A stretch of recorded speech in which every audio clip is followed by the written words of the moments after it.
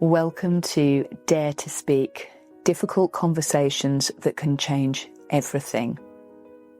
This is a place for you to bring those difficult conversations that you've been mulling over, that you've been thinking about while you've been walking around, doing the washing up or commuting to work. I'm Eve Stanway. I am a philosopher, psychotherapist of 25 years, divorce and breakup coach, and I help people in the moments where there's a difficult conversation they just don't know how to handle. This is a moment, your moment, to pause, reflect, and have a bit of breathing space to think about what matters to you and how to tackle those difficult moments. Using insight, reflection, case studies, and examples, I will guide you through those difficult conversations in a safe and constructive way. So let's begin.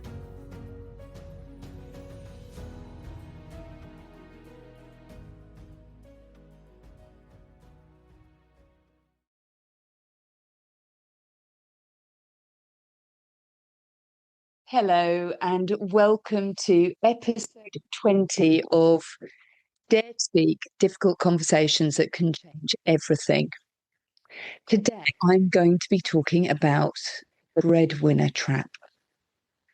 This is something I see ever so often during separation and divorce. This is where a man is in the breadwinner trap, and that's the trap where they are feeling that when the divorce or the separation happens, they're losing everything that they have worked so hard to provide for the family. Men typically do earn more than women. That's the reality. The glass ceiling on female salaries hasn't shifted half enough. That means that men typically have bigger pensions, they have bigger salaries, they are able to devote more time to career because they haven't been at home raising kids. And what that means is the male identity, and this is historic, is defined a little bit more about protection and providing an income. When separation and divorce happens, that aspect of loss of money, loss of pensions, loss of future, dividing assets, can cause a high level of conflict. It can cause meanness. It can cause men to simply stop working and stop earning money and therefore stop providing for their families. And when this happens, there's often a high level of blame and criticism, and I think a little bit of misunderstanding.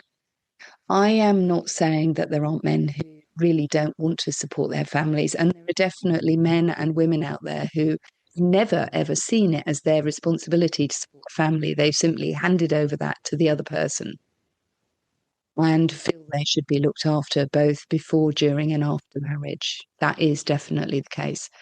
But what I'm talking about is those who have been working hard, doing overtime, increasing their productivity, often to the point of exhaustion, to provide what they consider to be a home, holidays, cars, house, whatever it is for their family. This is still happening. This is reality for a lot of marriages. There are plenty of marriages where things are even. There are plenty of marriages where a woman is earning more than a man. But the reality in the country is still that men are the primary breadwinners, as it's called, breadwinners. They're the ones who win the bread that everybody eats. So when divorce and breakup happens, they no longer do that. When there are arguments within a relationship saying, well, I'm really tired, I support the children, I raise the children, I do everything at home, and you do the work, and you get away from it all. What happens is it looks like there's a conflict about money or exhaustion or time. But what there actually is a conflict about identity. This is about valuing the homemaker's identity as somebody who is contributing to the value of the marriage and the home and the family, and the breadwinner's identity who is contributing to the value of the marriage but in a different way. And these have fallen into conflict at the moment. And I think that that's happening because there's a lack of recognition about how defined people become by their roles. And that people have different roles in a relationship. It isn't a sign that one is less or more important than the other. They're, in fact, both crucial. And if we don't see both are crucial, then it's like any team. If you are in a team with someone, I don't know, say that you're doing a wheelbarrow race or a three-legged race, and you feel that the other person isn't pulling their weight, there's a strong possibility that you're going to feel anger and resentment. If you feel that you are doing your best, you are pulling your weight, and the other person isn't realizing or noticing what they're doing, what you're doing, then again, there's going to be conflict. This isn't a conflict over who's putting in the hours. This is an identity conflict about who I am as a person if I'm the person who brings the money home. And is who I am as a person valuable? Or who I am as a person if I'm the person who sorts out all the bills at home and runs all the admin, does all the mental load of the laundry, not just putting a load of washing on or drying it or folding it, but knowing what needs to be washed, what clothes need labels, which ones need repairs or buttons adding, which child is growing out, which socks are beginning to get holes in them and need to be repurchased. A lack of appreciation leads to a sense of lost identity and lost value and lost control. So there've been some really interesting studies. Lots of people get divorced and break up, so it's unfortunately really easy to do study on outcomes.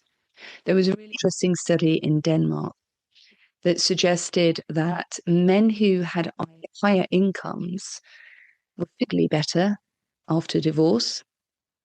But what made their emotional well-being different or better was something slightly different. And that was to do with their sense of agency and their sense of control. Sometimes it was simply that they're those who would ask for a divorce because it made them feel like they were doing something. And in doing something, we often feel like we're valued that little bit more. The financial structure within a relationship and the emotional structure in a relationship are different. The financial identity that we hold and the emotional identity are not the same. Children, youngsters, are much more likely to value the emotional presence of money rather than the monetary presence. That doesn't mean that they don't like the things that money buys. But whether or not they truly appreciate them, children don't. One of the reasons why children often don't appreciate stuff is because they don't know enough to know it's valuable. If you've always had holidays or you've always had gadgets and you've always had all of these nice things, you've never done without it, so you don't know what it feels like not to have it. So these dads who are in the breadwinner trap can often be in another trap as well, which is a lack of appreciation trap. So when divorce and breakup happens, not only are they seeing everything that they worked for separated and divided, but they're also seeing a lack of appreciation and that a lack of value. So why talk about this? Well, the reason why I'm talking about this is it's such a key area for conflict during marriages and during separation and divorce. I've explained this in a couple of the other episodes, but I'll cover it again. During separation and divorce, particularly during divorce, the divorce happens and you can become divorced. It takes about 6 months now. There's a no-fault divorce. You can apply for the divorce. There's a kind of waiting room for 20 weeks where you have to wait and hopefully sort out the finances, and then the divorce can happen. The financial separation is entirely different. The financial separation is often where conflict happens. All too often, what I come across and what I see is people maintaining contact with their children, maintaining custody of their children in order to equalize the money and how that is separated, because the money is seen as such an important thing. The dad, say it's often the dad, but it can be the mum who's in the breadwinner trap, maybe trapped in a cycle where they think all that they can provide and all that they can offer is the money side. So when the divorce happens and they see the thing which is the thing that they provided is being separated and divided up, you can see how conflict happens. So what do we do about it? Well, it is a really useful thing, first of all, to see this as a matter of identity. Who I am as a person is how much I bring to the family, and recognize that that might be what your other half, your spouse, as we call them, is talking about when they're getting upset about that. We might look at some of the more childish behaviour that can be seen during separation and divorce of people simply leaving their jobs so they don't have to earn money, so they don't have to contribute and support their children, as an act of loss of identity, a loss of self, no longer knowing who they are as a person. We can also see why the mental health outcomes for men following separation and divorce are often really complicated by the fact that the man who thought he was going to be a provider, who perhaps saw his parents, could be his single mum or his single dad or his parents, in whatever form, provide for the family, who was taught that that was the male role, is no longer feeling that role. Sometimes we see the person who thinks they're no longer going to see their kids think, screw it, I'm not going to support my family. These are really difficult circumstances if they're affecting you. But there's more going on. So I'm going to encourage you to ask yourself, if you are going through this, what situation you're in at the moment, how much of your identity relates to your job, relates to the income that you bring home? And if you feel that that's not valued, how does that affect you? What does it mean for you? And what does it cause in your behavior when you feel that like what you are working for isn't valued? Here's an example that we can all relate to. If we cook a meal for someone and we put a lot of care and attention, go out and buy the ingredients and we cook the ingredients and we put them on the plate and we set the table for somebody to eat, and they either don't show up or they show up late, or they pick at the food but don't really eat it, or they let it go cold, the flavour isn't so good, or they eat the whole meal and they don't say thank you. We're going to feel very hurt, probably. We're going to feel upset. We might even feel anger. We might feel a bit of rage. We feel unappreciated. And what spurs that emotion isn't just the waste of food and the waste of time and the waste of effort. It's that sense of not being valued, that your time and your effort is valued. If you're in a relationship and you are listening to this right now, do you feel valued in your relationship? Do you feel like you're valuing the person? And if you were valuing each other, would that make a difference? Most separation and divorce happens because we've reached the point that we're not seeing the value in the other person. We're not feeling valued in ourselves. Valuing those around us is quite complicated. It is quite difficult. I know during my own separation and divorce, one of the things that I learned along the way was to value what I had, to value my ex, to value the things that we built together, the life and the children that we had together, to recognize that part of the problem during that separation and divorce was that I was no longer really valuing it. That isn't an admission that makes me a worse human being, recognizing that. It's an admission that allows me to hold that space of not being perfect, making mistakes, getting things wrong, and looking at things in ways that I can improve later on in life. Because here's the thing, we do get to hold that space of not being good enough at times. It's actually okay not to be good enough. It's okay to make mistakes. It's okay to think, I made a lot of effort and nobody appreciated it. It does mean we're probably going to change our environment because we want to be in a place where we are appreciated. But there's no loss of identity in admitting that we've done things wrong. That's certainly what I've learned on my mission. Going back to the top of this episode, breadwinner trap.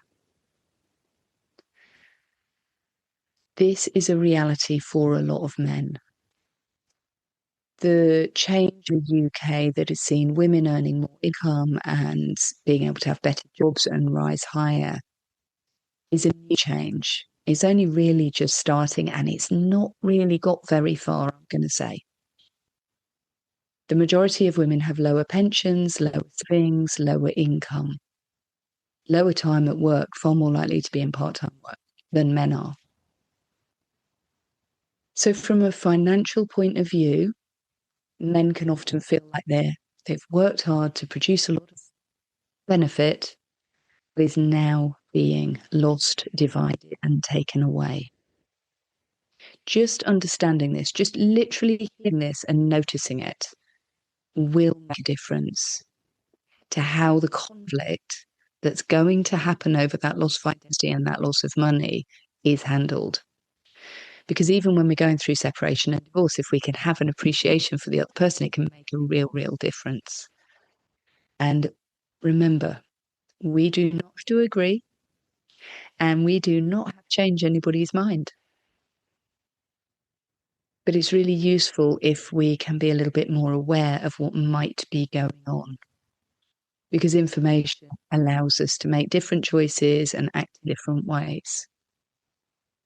I can only speculate about how differently I would have acted in my marriage, in my past, had I known what I know now. But remember, life is not about being perfect. Life is about learning, it's about moving forwards, it's about thinking what can I do, what can I learn, and how can I move forwards with clarity and with agency. If you're a man and you think you have been in this trap, you have worked for the last 20 or 30 years to pay off the mortgage, to pay into pensions, to create savings, to pay for school, to pay for cars and holidays, and you feel like all that's being stripped away, that is going to hit you really hard. That is an identity issue. But what you've provided isn't all that you are. Your presence, your time with your family, that sometimes can be even more important. And so I would say to any men going through separation and divorce, if you are able to separate the financial shift, the financial change, and the financial losses, if you're able to see that as slightly different from your emotional connection and the important value that you have to your children and to the people in your life, that is going to help and make a difference. Now, I was raised by a single dad. That's what my dad was. He raised me and my brother from the age of 7. I saw what losing everything did to him. And even though I honestly do not agree with a lot of what he did, and I can look back on my childhood and think, that was hard, man. That was a very hard childhood. One of the things that I can honestly say about my dad is, and honestly, as a child, I did not really appreciate this, but he always tried to help us do things together. He'd participate in the lives of me and my brother in ways that at the time were really not necessarily enjoyable at the time, but I can look back and I can see the value of it. So if you're listening to this and you think you might be in the breadwinner trap, you might even feel resentful to your wife or your partner because you feel they block you from time spent with the kids. Use your voice, dare to speak, time spent with your kids. Even if you lose me and kids can't have the same luxuries that they once had, they will appreciate that time spent with you. And maybe not immediately. Part of appreciating you as a parent is also not appreciating you as a parent and recognizing that over time, you get experience and you get perspective and you're able to look back and appreciate what you once didn't actually appreciate. So I hope this episode has been useful for you. If it has, please share it. This has been Reflections on what I've noticed and what I've seen. Please do comment. I'd love to hear your views. If there's any topics you'd really like me to cover, perhaps you're a single dad, perhaps you have been raised by a single dad and you're interested in continuing that conversation, hearing more, let me know. I'd be really interested to hear from you. Take care, and I look forward to seeing you next time. Cheerio.